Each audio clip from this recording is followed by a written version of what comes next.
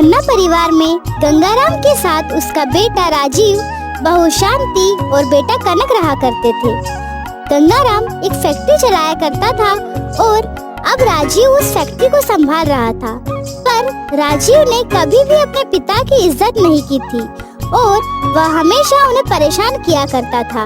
एक दिन फैक्ट्री के कुछ कर्मचारी उनके घर आए। राजीव ने मौके का फायदा उठाते हुए सबके सामने अपने पिता की बेइज्जती शुरू कर दी।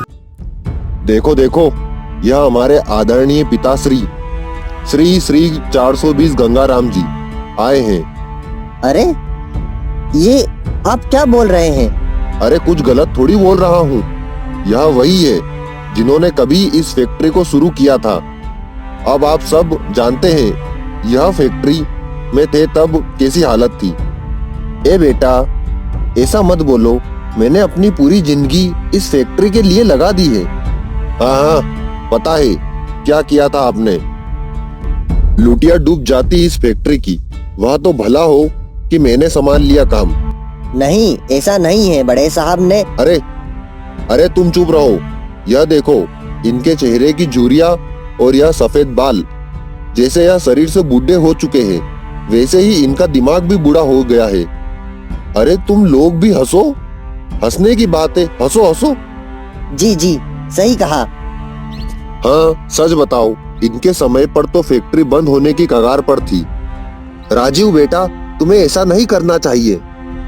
अरे और क्या कहूँ पिताजी, सबके सामने सच बोलने में क्या बुराई।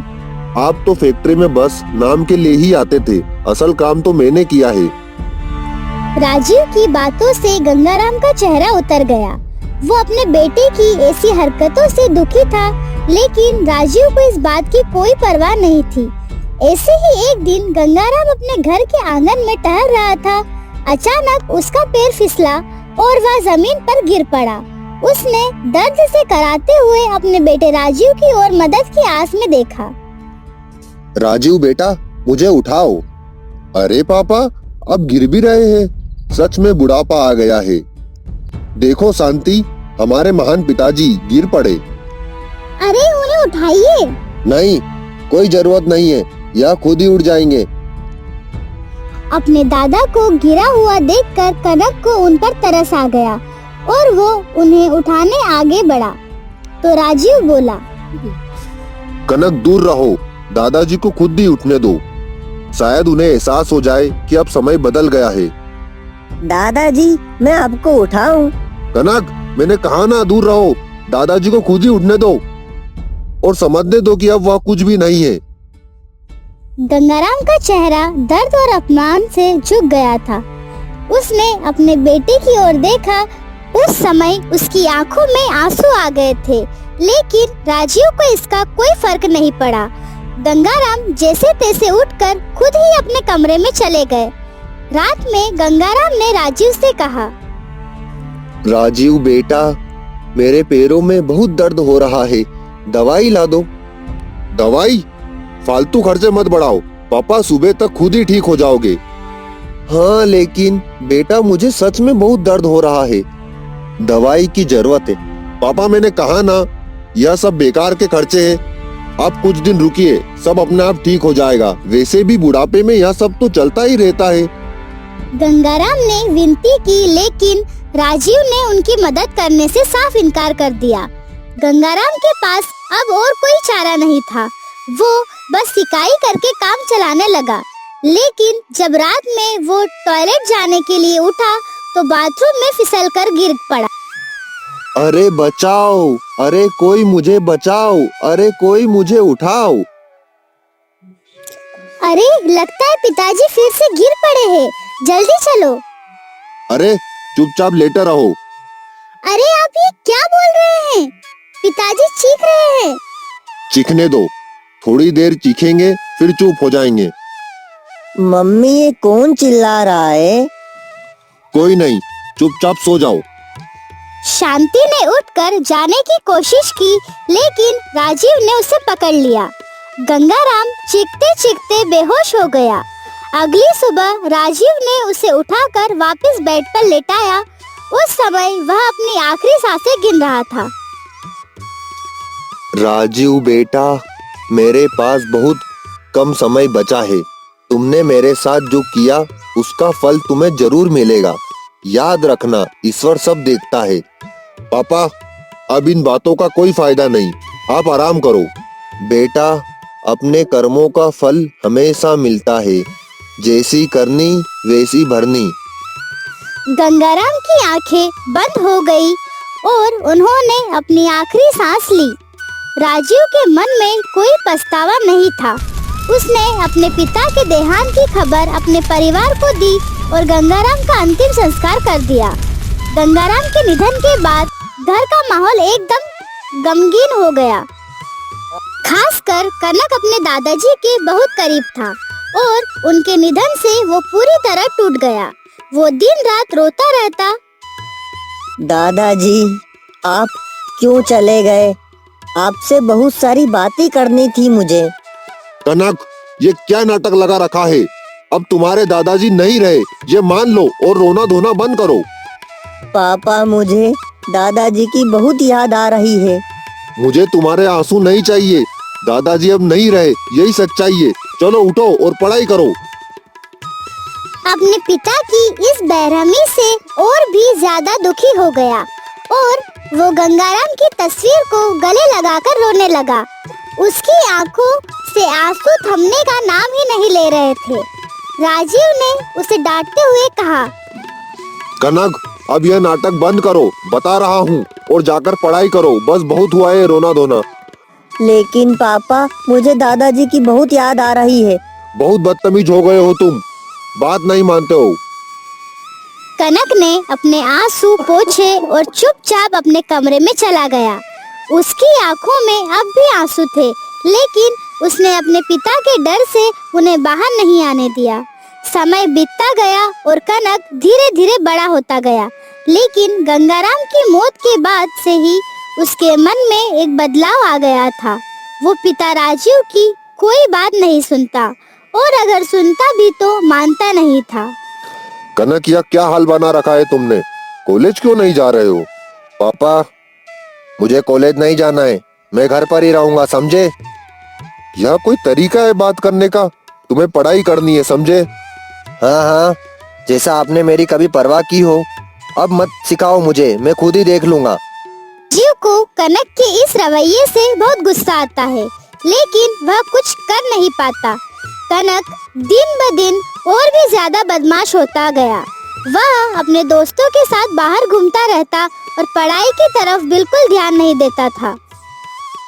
कनक, यह क्या कर रहे हो? यह सब दोस्त कौन है और घर कब तक आओगे? ए पापा, आप क्यों चिंता कर रहे हो? मैं बस मजे कर रहा हूँ। यह मजे करना बंद करो और घर आओ। तुम्हारी पढ़ाई का क्या होगा? पापा, मुझे आपके लेक्चर की जरूरत नहीं है, मुझे जीने दो अपनी जिंदगी।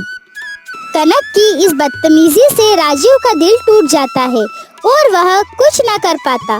कनक का व्यवहार दिन ब दिन बिगड़ता जाता है। उसने अपने दोस्तों के सामने राजीव की इज्जत बिल्कुल खत्म कर दी। एक दिन घर पर ही दोस्तों के साथ बैठे हुए कनक ने अपने पिता को नीचा दिखाना शुरू कर दिया। दोस्तों, देखो, यह है मेरे पिताजी, जो सोचते हैं कि यह बहुत ही बुद्धिमान है, लेकिन असल में इन्हें कुछ नहीं आता। कनक, तुम्हारे पापा तो कोई जोकर लग रहे हैं। हाँ, ऐसा लगता है जैसे यह तमाशा दिखाने आए हैं। कनक, यह क्या बेहुदा बातें हैं? यह सब तुम्हारे दोस्त हैं, इन्हें तमीज सिखाओ। पापा, रहने दो, आपसे ना ज्यादा ही तमीज है उनकी, समझे आप बस चुप रहो। राजीव को अपने बेटे की इन बातों से बहुत गुस्सा आया और वो कनक को थप्पड़ मारने के लिए आगे बढ़ा। तुमसे यह उम्मीद नहीं थी कनक, मैं तुम्हें सबक सिखाता हूँ। पापा, हाथ उठाने की हिम्मत मत करना, मैं बच्चा नहीं हूँ, समझे? और राजीव बेबस होकर पीछे हट गया। मान से राजीव का चेहरा शर्म से लाल हो गया। वो चुपचाप वहाँ से चला गया। उसी रात राजीव बाथरूम में फिसलकर गिर पड़ा। अरे बचाओ शांति, अरे कनक, अरे अरे उठाओ मुझे, अरे मैं गिर गया हूँ।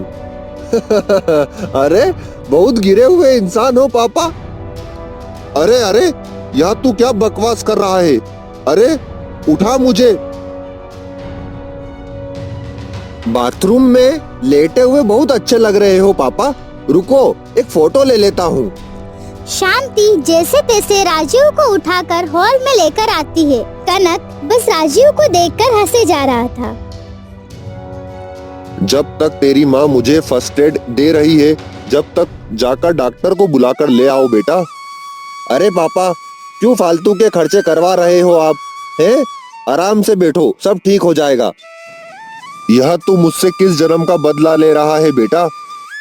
इसी जन्म का पापा, इसी जन्म का।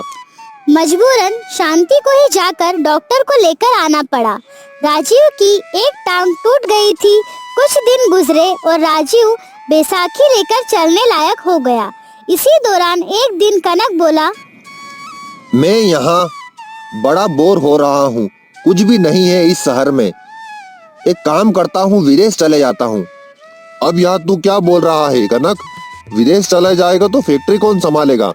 अब मेरे बाद तुझे ही फैक्ट्री संभालना है। फैक्ट्री बेचकर ही तो विदेश जाऊंगा पापा मैं। यह फैक्ट्री तेरी नहीं है, मेरे नाम है। मैं उसे कभी नहीं बेचूंगा। अच्छा, ऐसा है पापा। फैक्ट्री तो दादाजी की थी, समझे? वो तो सीधे थे जो आपके नाम कर चले गए, वरना आपके जैसी मेरी औलाद होती ना तो मैं आपका गला घोटकर मार देता। यह सुनकर राजीव कुछ न बोल पाया। उसे बस ख्याल आया कि शायद वो सचमुच एक बहुत बुरी औलाद था। पर वहीं कनक को याद आया कि राजीव के नाम 50 लाख का बीमा है। उसने राजीव को मारकर बीमा के पैसे ठने का प्लान बना लिया।